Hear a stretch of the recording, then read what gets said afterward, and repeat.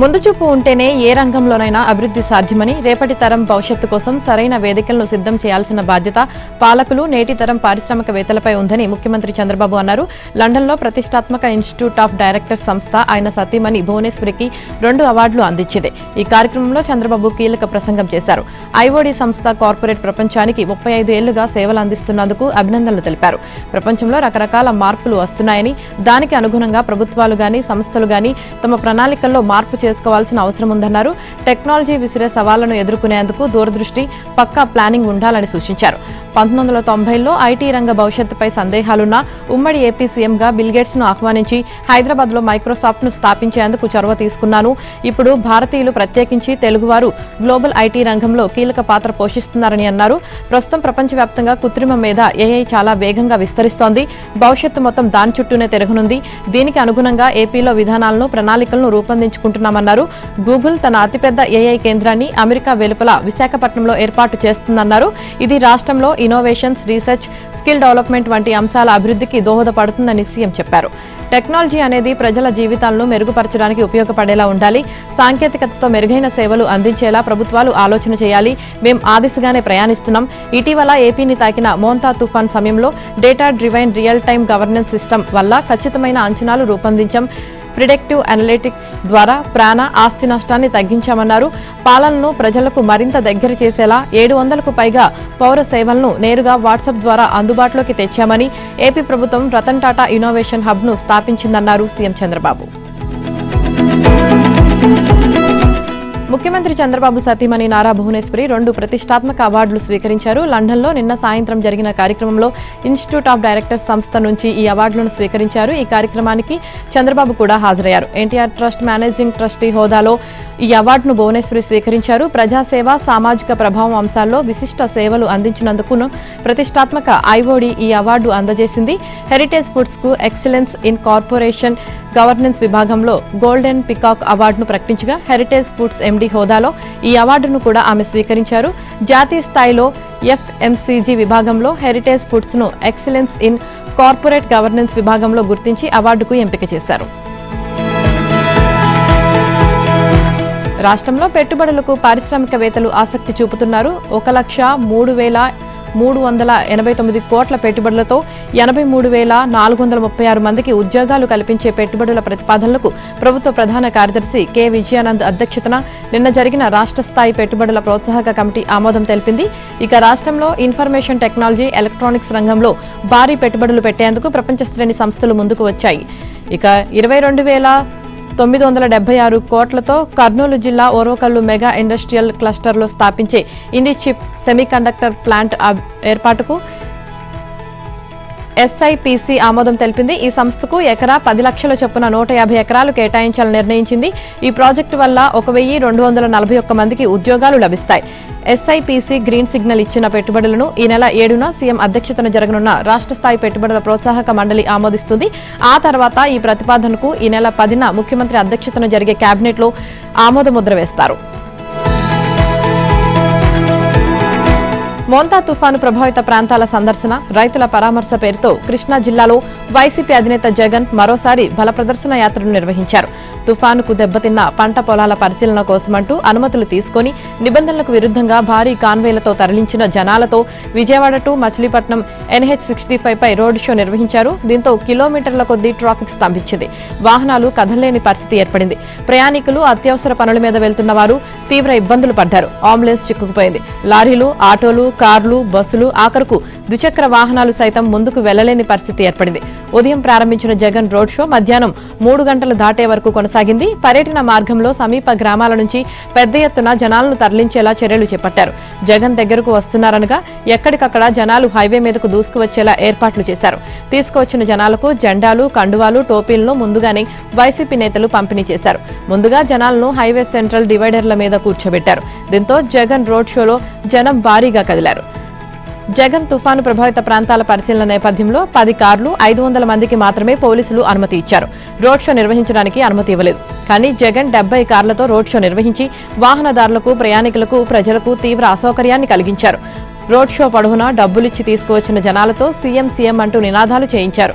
బాధల్లో ఉన్న రైతులను పరామర్శించడానికి వెళ్లే తీరు ఇదేనా అంటూ ట్రాఫిక్ లో చిక్కుకుపోయిన ప్రయాణికులు, వాహనదారులు అసహనం వ్యక్తం చేశారు. తాడేపల్లి నుంచి కాన్వేలో బయలుదేరిన జగన్ హైవే మీద రోడ్ షో నిర్వహిస్తారని పోలీసులు ఊహించలేకపోయారు. తాడేపల్లి నుంచి విజయవాడ వచ్చిన జగన్ కాన్వై పటమట, ఆటోనగర్ మధ్య ప్రాంతంలో హైవే మీద కాన్వైను ఉద్దేశపూర్వకంగా నిలిపారు. అక్కడికి ముందుగా పెనమలూరు వైసీపీ నాయకులు, శ్రేణులను రప్పించారు. అసెంబ్లీ ప్రివిలేజ్ కమిటీ తమకిచ్చిన షోకాజ్ నోటీసును సవాల్ చేస్తూ సాక్షి దినపత్రిక editor Dhananjaya Reddy, chief reporter B Phanikumar దాఖలు చేసిన వ్యాజ్యాలను హైకోర్టు కొట్టివేసింది. ఎమ్మెల్యేలకు శిక్షణ తరగతులపై ఆ పత్రిక ప్రచురించిన కథనంపై వివరణ కోరుతూ ప్రివిలేజ్ కమిటీ ఇచ్చిన షోకాజ్ నోటీసు వివిధ దశలను అధిగమించాల్సి ఉంటుందని గుర్తు చేసింది. పిటిషనర్ల వివరణను పరిగణలోకి తీసుకుని విచారణను నిలిపివేయాలని కమిటీ శాసనసభకు సిఫార్సు చేయవచ్చని తెలిపింది. ఒకవేళ పిటిషనర్లకు వ్యతిరేకంగా అది సిఫార్సు చేసినప్పటికీ వారు సమర్పించిన ఆధారాలు, వివరణను పరిగణలోకి తీసుకుని సభ స్వతంత్రంగా నిర్ణయం తీసుకోవాల్సి ఉంటుందని గుర్తు చేసింది. రాజ్యాంగంలోని అధికరణ 194, అధికరణ 19(1)A మధ్య ఉన్న పరస్పర సంబంధం తేల్చే వ్యవహారం ప్రస్తుతం సుప్రీంకోర్టు విస్తృత ధర్మాసనం వద్ద పెండింగ్ లో ఉందనే కారణంతో ప్రివిలేజ్ కమిటీ వద్ద ప్రక్రియను నిలుపుదల చేయడానికి వీల్లేదని అడ్వకేట్ జనరల్ ఏజీ వాదనతో ఏకీభవిస్తున్నట్లు ప్రకటించింది. పిటిషనర్లు అపరిపక్వ దశలో కోర్టుకు ఆశ్రయించారని పేర్కొంటూ వ్యాజ్యాలను కొట్టివేసింది. ఈ మేరకు న్యాయమూర్తి జస్టిస్ గన్నమనేని రామకృష్ణ ప్రసాద్ నిన్న తీర్పు వెలువరించారు. టీడీపీ కేంద్ర కార్యాలయంలో మంత్రి లోకేష్ 70వ రోజు ప్రజా దర్బార్ నిర్వహించారు. ఉదయం 11 గంటల నుంచి సాయంత్రం 4 వరకు వినతులు స్వీకరించారు. అనంతరం పార్టీ కార్యకలాపాలపై పార్టీ బ్యాక్ ఆఫీస్ సిబ్బందితో చర్చించారు. తిరిగి రాత్రి 8 గంటలకు ఇంటికి వెళ్లే సమయంలో సుమారు 500 మంది పైచిలుకు ప్రజలు వేచి ఉండడం చూసి మరో గంట పాటు అర్జీలు స్వీకరించారు. సుమారు 10 గంటల పాటు పార్టీ కార్యాలయంలోనే గడిపారు. లోకేష్ ను కలిసి సమస్యలు విన్నవించుకునేందుకు రాష్ట్రం నలుమూలల నుంచి ప్రజలు, పార్టీ కార్యకర్తలు పెద్ద ఎత్తున కార్యాలయానికి తరలివచ్చారు. సుమారు 5 గంటల పాటు 4000 మందికి పైగా లోకేష్ ను కలిసి వారి సమస్యలను విన్నవించుకున్నారు. ఏపీ జెన్కో, ట్రాన్స్కో, డిస్కంలలో పనిచేస్తున్న సుమారు 23,500 మంది కాంట్రాక్ట్ కార్మికుల సమస్యలను పరిష్కరించాలని ఆంధ్ర రాష్ట్ర పవర్ ఎంప్లాయీస్ యూనియన్ ప్రతినిధులు లోకేష్ ను కలిసి విజ్ఞప్తి చేశారు. వేతన సవరణ చేయడంతో పాటు ఉద్యోగాలను క్రమబద్దీకరించాలని కోరారు. పరిశీలించి తగిన చర్యలు తీసుకుంటామని లోకేష్ హామీ ఇచ్చారు. ఏపీ రాష్ట్ర వైద్య ఆరోగ్య శాఖలోని పారామెడికల్ విభాగంలో ఖాళీగా ఉన్న హెల్త్ అసిస్టెంట్ మేల్ పోస్టులు భర్తీకి తగిన చర్యలు తీసుకోవాలని unemployees paramedical health assistant association ప్రతినిధులు మంత్రిని కోరారు.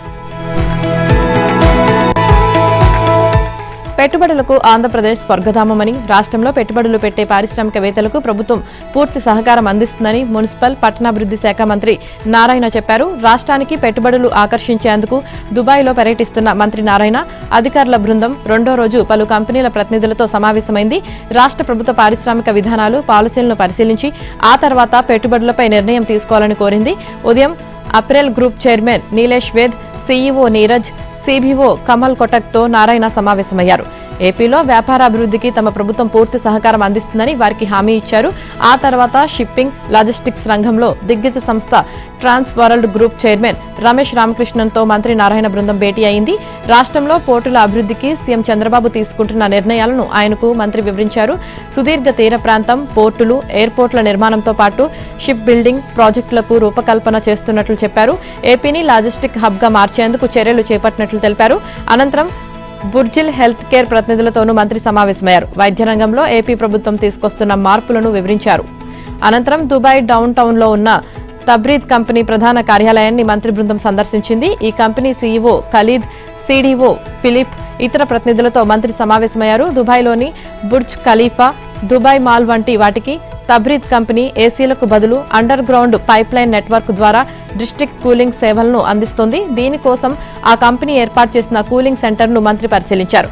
అమరావతిలోనూ ఇలాంటి కూలింగ్ సెంటర్ ఏర్పాటు చేయాలని కోరారు. ఎన్టీఆర్ జిల్లా తిరువూరు పంచాయతీ టీడీపీ కేంద్ర కార్యాలయానికి చేరింది. క్రమశిక్షణ కమిటీ ముందు హాజరైన ఎమ్మెల్యే కొలికపూడి శ్రీనివాసరావు, విజయవాడ ఎంపీ కేశినేని శివనాథ్ తమ వాదనలు వినిపించారు. తమ వైఖరులను పునరుద్ఘాటించారు. తిరువూరు నియోజకవర్గంలో ఎంపీకి ఏం పని? ఆయన నా నియోజకవర్గంలో అనవసర వివాదాలు సృష్టిస్తున్నారు. వచ్చే ఎన్నికల్లో నాకు సీటు లేదని చెబుతున్నారు. ఆయన నా నియోజకవర్గంలో జోక్యం చేసుకోకుంటే నేను మాట్లాడను అని కొలికపూడి చెప్పారు. ఇక పార్టీకి నష్టం కలిగించేలా తాను గీత దాటి వ్యవహరించలేదని విజయవాడ ఎంపీ కేశినేని శివనాథ్ స్పష్టం చేశారు. ఎమ్మెల్యే, ఎంపీ కొద్ది రోజుల కిందట పరస్పరం బహిరంగంగా ఆరోపణలు చేసుకోవడం పార్టీ పరువుకు భంగం కలిగించేలా వ్యవహరిస్తున్నారంటూ సీఎం చంద్రబాబు ఆగ్రహించడం, ఇద్దరిని పిలిపించి వివరణ తీసుకుని తనకు నివేదిక సమర్పించాలని ఆదేశించడం తెలిసిందే. దీంతో టీడీపీ క్రమశిక్షణ కమిటీ మంగళగిరిలోని పార్టీ కేంద్ర కార్యాలయానికి ఇద్దరిని పిలిపించారు. ముందుగా కొలికిపూడి వచ్చి టీడీపీ రాష్ట్ర అధ్యక్షుడు పల్లా శ్రీనివాసరావుతో పాటు క్రమశిక్షణ కమిటీ సభ్యులు కొనకల్ల నారాయణరావు, వర్ల రామయ్య, ఎంఏ షరీఫ్, పంచుమర్తి అనురాధ ఎదుట హాజరై వివరణ ఇచ్చారు. సుమారు 4 గంటల పాటు తన వాదనలు వినిపించారు. నివేదిక రూపంలో కమిటీకి అందజేశారు. ఆ తర్వాత ఆయన విలేకరులతో మాట్లాడుతూ చిన్నీపై తాను చేసిన ఆరోపణలకు సంబంధించిన ఆధారాలను క్రమశిక్షణ కమిటీ ముందు ఉంచానని తెలిపారు. వారు అడిగిన ప్రశ్నలకు స్పష్టమైన సమాధానాలు, వివరణ ఇచ్చానన్నారు. వివాదంపై పార్టీ అధినేత ఎలాంటి నిర్ణయం తీసుకున్నా కట్టుబడి ఉంటానన్నారు. కేసీఆర్, బీజేపీల మధ్య చీకటి ఒప్పందం ఉందని ముఖ్యమంత్రి రేవంత్ రెడ్డి ఆరోపించారు. కేంద్ర మంత్రి కిషన్ రెడ్డి కేసీఆర్ కు లొంగకపోతే, 2 పార్టీల మధ్య ఫెవికాల్ బంధం లేకపోతే జూబ్లీహిల్స్ పోలింగ్ తేదీలోగా కాళేశ్వరం కేసులో సీబీఐ ఎఫ్ఐఆర్ నమోదు చేయాలని, కేసీఆర్, హరీష్ లను అరెస్టు చేయాలని సవాల్ విసిరారు. ఫార్ములా ఈ కార్ రేస్ వ్యవహారంలో 50 కోట్ల రూపాయలు ఎలక్ట్రల్ బాండ్ల రూపంలో కంపెనీ నుంచి వసూలు చేశారని, ఆధారాలతో సహా ఏసీబీ కేసు కట్టి కేటీఆర్ ను అరెస్టు చేయడానికి అనుమతి అడిగితే 2 నెలల నుంచి గవర్నర్ వద్ద ఫైల్ ఆగిపోయిందని ప్రస్తావించారు. ఇక కేటీఆర్ ను అరెస్టు చేసేందుకు ఎందుకు అనుమతి ఇవ్వడం లేదని ప్రశ్నించారు. మీ గూడు పుటాని ఏంది?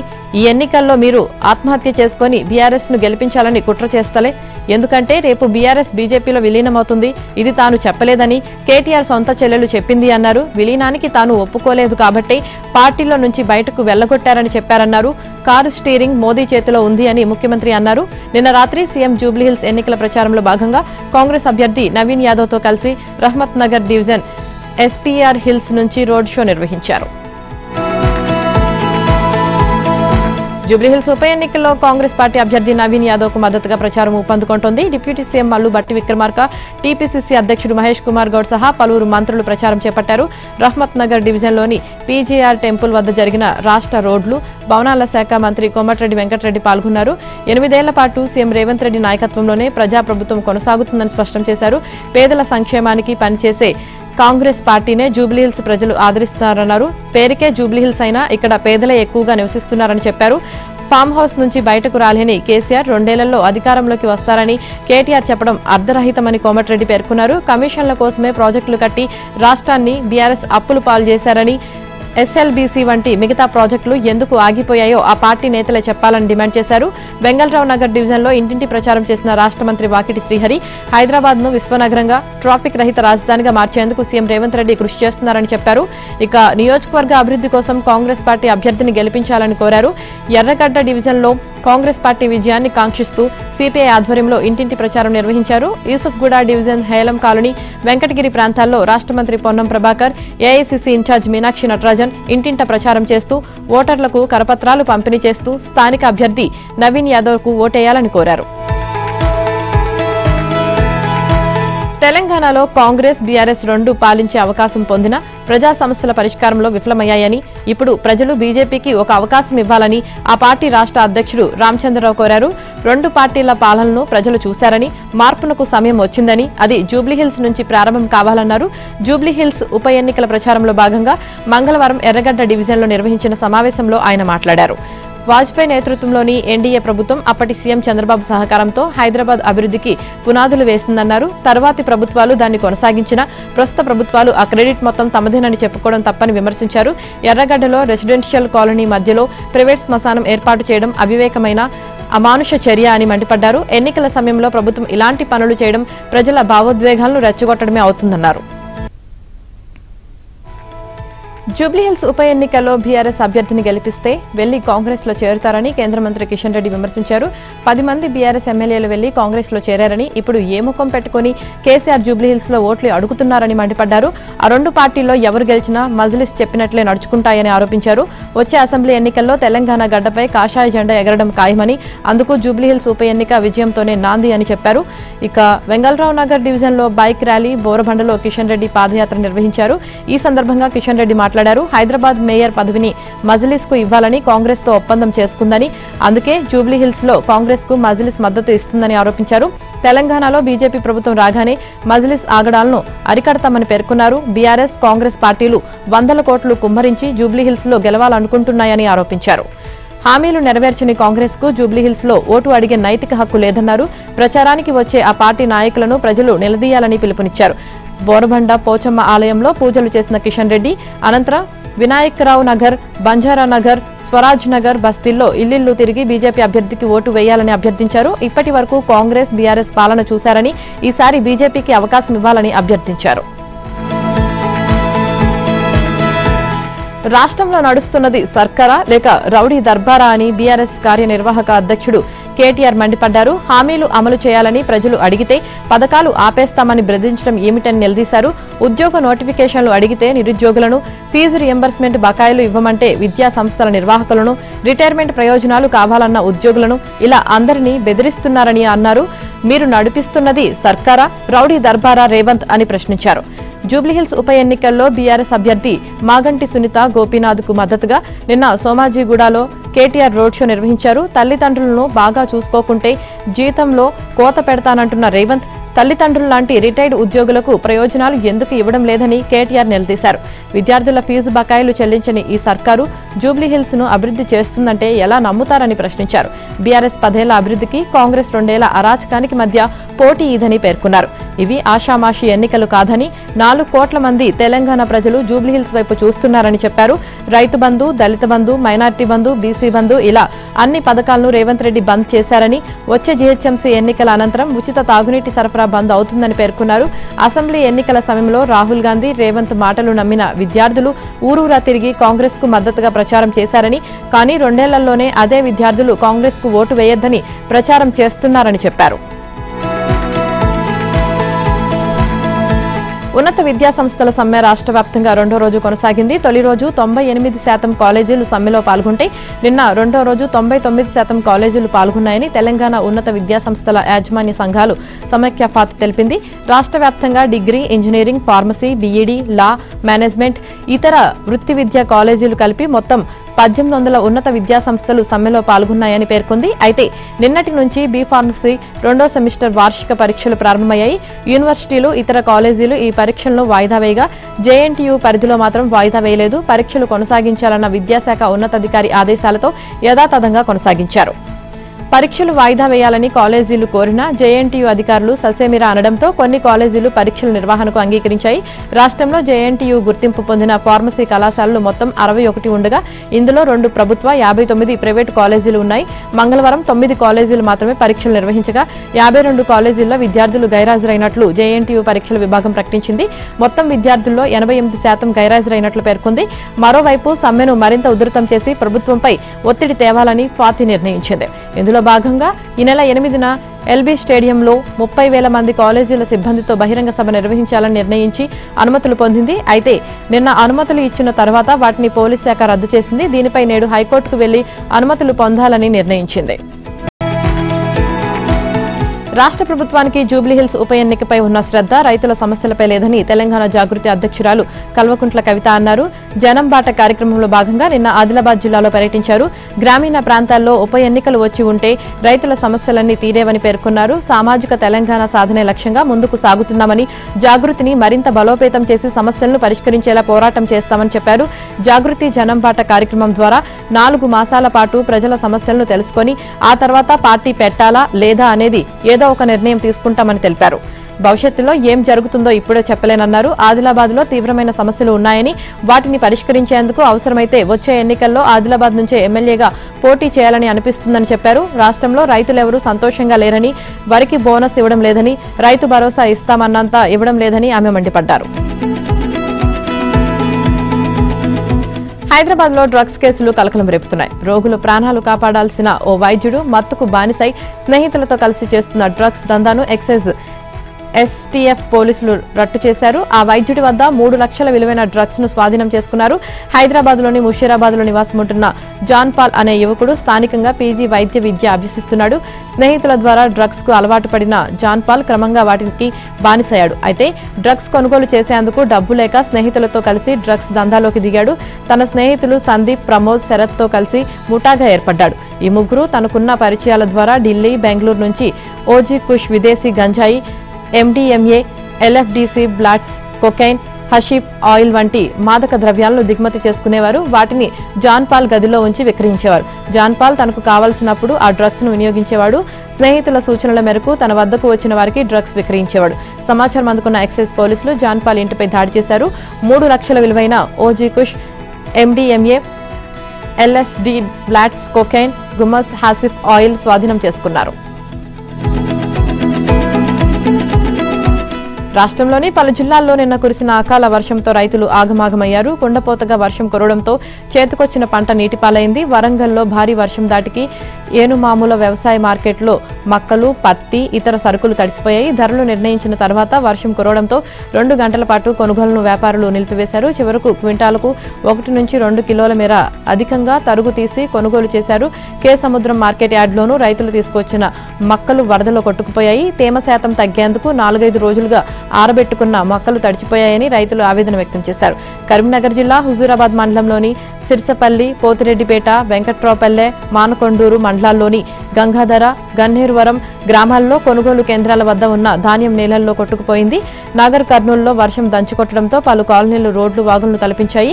నారాయణపేట జిల్లా మరికల్ మండలంలో 5.6, నాగర్ కర్నూలు జిల్లా తెల్కపల్లి మండలంలో 4.43, తాడూరులో 3.95 సెంటీమీటర్ల వర్షపాతం నమోదైంది. భువనగిరి జిల్లా చౌటుప్పల్లో భారీ వర్షం కురవగా ప్రభుత్వ కార్యాలయాలు జలదిగ్బంధంలో చిక్కుకున్నాయి. స్థానిక ఐకేపీ కేంద్రంలో 65 మంది రైతులకు చెందిన ధాన్యం రాసులు తడిసి ముద్దగా మారాయి. వరద నీరు నిలిచిన ప్రాంతాల్లో మునుగోడు ఎమ్మెల్యే రాజగోపాల్ రెడ్డి పర్యటించారు. ప్రజలకు ఇబ్బందులు కలగకుండా చర్యలు తీసుకోవాలని అధికారులను ఆదేశించారు. దేశంలోని 9 రాష్ట్రాలు, 3 కేంద్రపాలిత ప్రాంతాల్లో యూటీలు ఓటర్ జాబితా ప్రత్యేక సమగ్ర సవరణ సర్ 2వ విడత కార్యక్రమం నిన్న మొదలైంది. ఇందులో భాగంగా నెల రోజుల పాటు దాదాపు 51 కోట్ల మంది ఓటర్లకు ఎన్యూమరేషన్ ప్రక్రియను ఈసీ అధికారులు చేపడతారు. ఈ ప్రక్రియలో భాగంగా రాష్ట్రంలో తమిళనాడు, పశ్చిమ బెంగాల్, కేరళలోని అధికార పార్టీలు సర్ను తీవ్రంగా వ్యతిరేకిస్తున్నాయి. దీంతో ఆ రాష్ట్రాల్లో తీవ్ర రాజకీయ వ్యతిరేకతల మధ్యనే ఈ ప్రక్రియను ఈసీ ప్రారంభించాల్సి వచ్చింది. సర్ను వ్యతిరేకిస్తూ తమిళనాడులోని అధికార డీఎంకే పార్టీ సుప్రీంకోర్టును ఇప్పటికే ఆశ్రయించింది. డీఎంకే పిటిషన్ ఈ నెల 6 లేక 7 తేదీల్లో విచారణకు రానుంది. పశ్చిమ బెంగాల్లో సర్ ప్రక్రియపై టీఎంసీ అధినేత్రి, ఆ రాష్ట్ర సీఎం మమతా బెనర్జీ కోల్కతాలో రోడ్డెక్కారు. అర్హుడైన ఒక ఓటరు పేరును జాబితా నుంచి తొలగించిన కేంద్రంలోని బీజేపీ ప్రభుత్వం కూలిపోవడం ఖాయమని హెచ్చరించారు. దీన్ని రాజకీయ ప్రేరేపిత సవరణ ప్రక్రియగా ఆమె దుయ్యబట్టారు. తన పార్టీ కార్యకర్తలతో కలిసి ఆమె కోల్కతాలో సర్కు వ్యతిరేకంగా భారీ నిరసన ప్రదర్శనలు నిర్వహించారు. మైనార్టీలకు, వెనుకబడిన వర్గాలకు ఈ ప్రక్రియ వ్యతిరేకమైందన్నారు. ఈ కార్యక్రమం కోసం ప్రతిపక్షాలు అధికారంలో ఉన్న రాష్ట్రాలనే ఈసీ ఎంచుకోవడం వెనుక ఉద్దేశాన్ని ఆమె ప్రశ్నించారు.